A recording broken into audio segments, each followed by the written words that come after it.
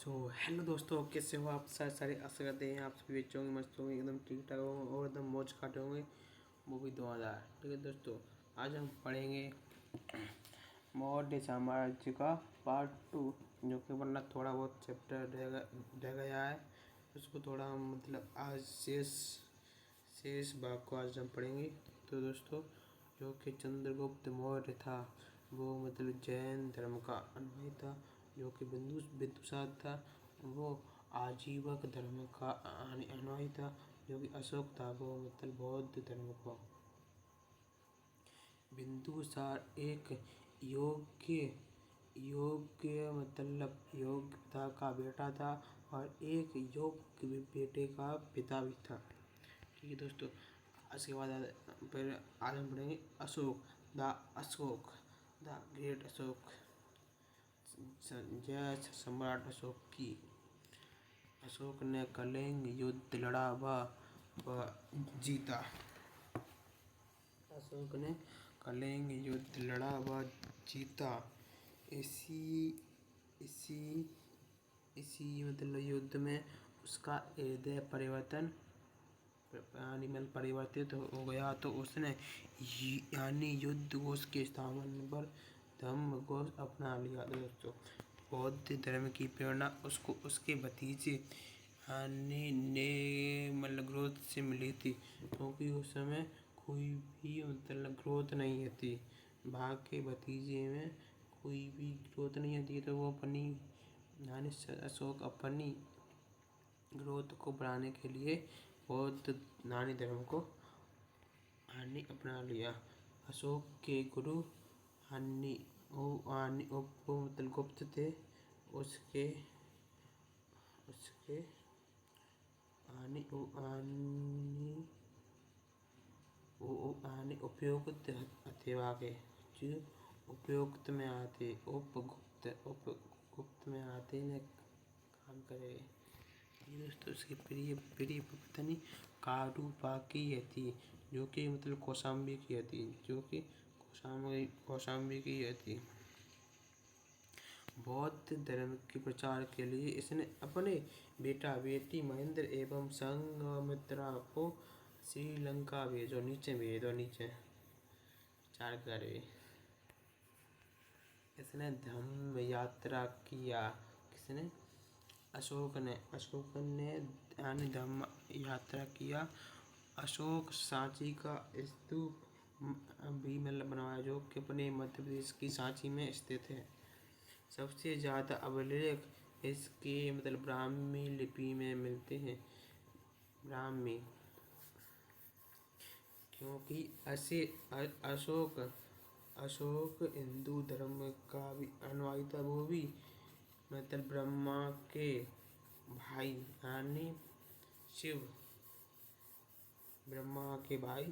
यानी शिव का भी अनुयायी था अशोक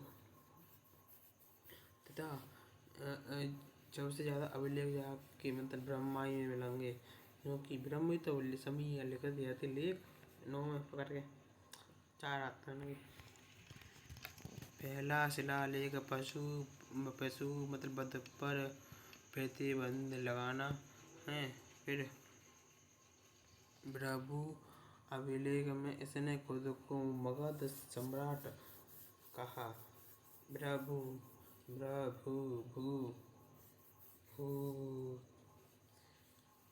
अशोक की भृगु।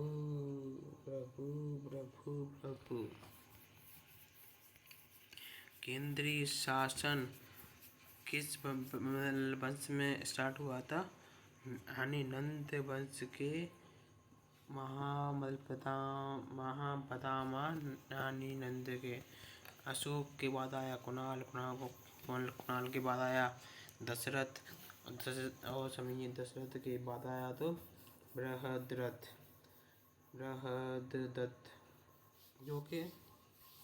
जो कि मौर्य साम्राज्य का अंतिम शासक था।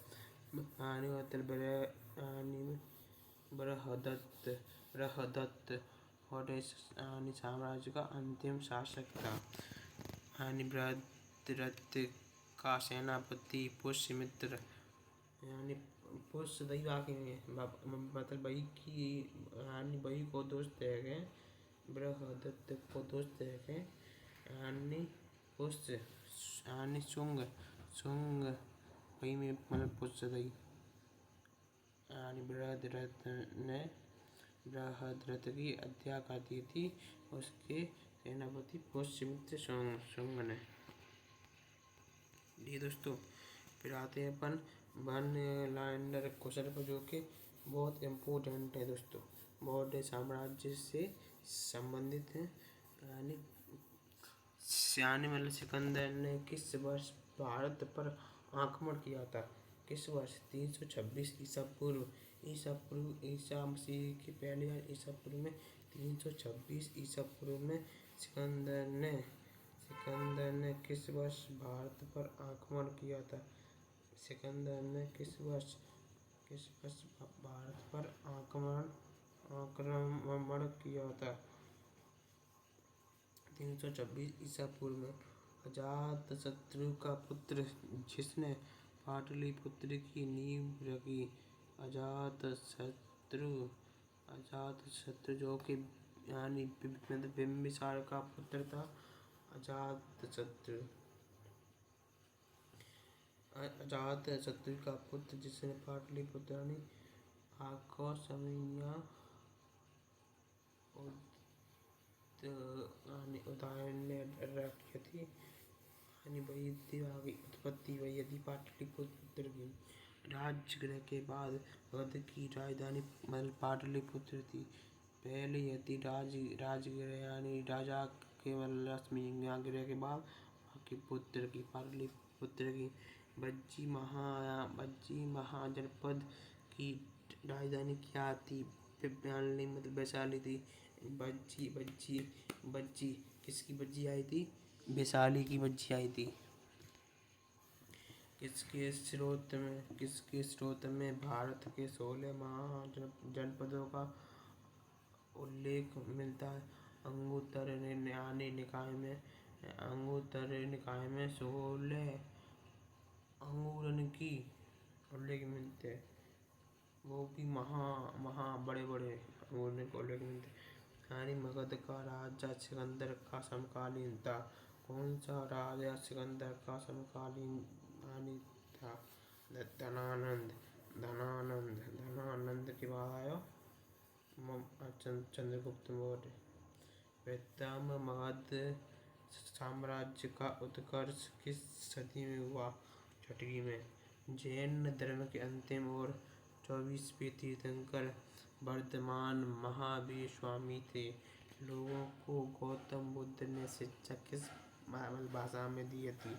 यानी गौतम बुद्ध ने बुद्धि यानी पाली शाली को यदि पाली गए बुद्धि।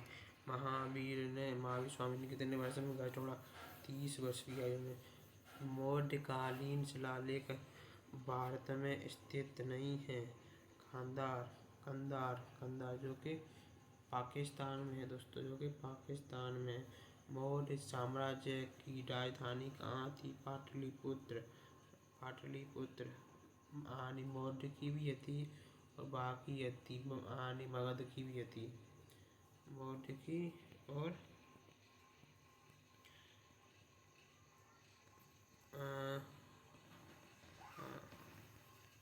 मगध की भी थी दोस्तों।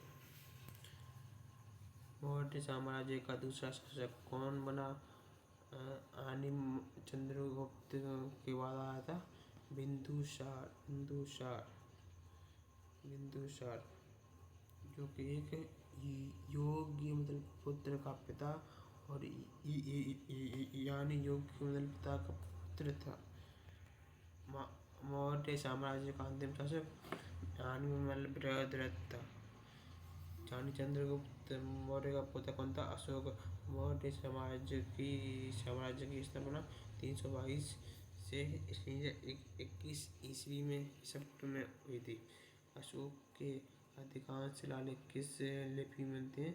ब्राह्मी। अशोक के शिलालेख की भाषा लिपि ब्राह्मी लिपि। भारतीय सम्राट शिलालेखों एवं स्तंभों के लिए प्रसिद्ध हैं। अशोक ने गल्य शिलालेख सारे गल्य बनवाए थे। स्तंभ भी अशोक स्तंभ। मौर्य साम्राज्य के चंद्रगुप्त मौर्य के गुरु कौटिल्य थे। और सम्राट अशोक किस धर्म का अनुयायी था? बौद्ध धर्म का अनुयायी था। बौद्ध धर्म का अनुयायी था। मौर्य सम्राट अशोक की मृत्यु कब हुई थी? 232 ईसा पूर्व में। किसने मेघनाद त्रिज को चंद्रगुप्त मौर्य बनाकर चंद्रगुप्त मौर्य के दरबार या सेल्यूकस निकेटर जो कि अलेक्जेंडर सिकंदर का सेनापति था। दोस्तों आज के लिए इतना ही। आशा करते हैं ये चैप्टर आपकी समझ में आया होगा और ये चैप्टर अपना कंप्लीट होता है यहीं पर ही।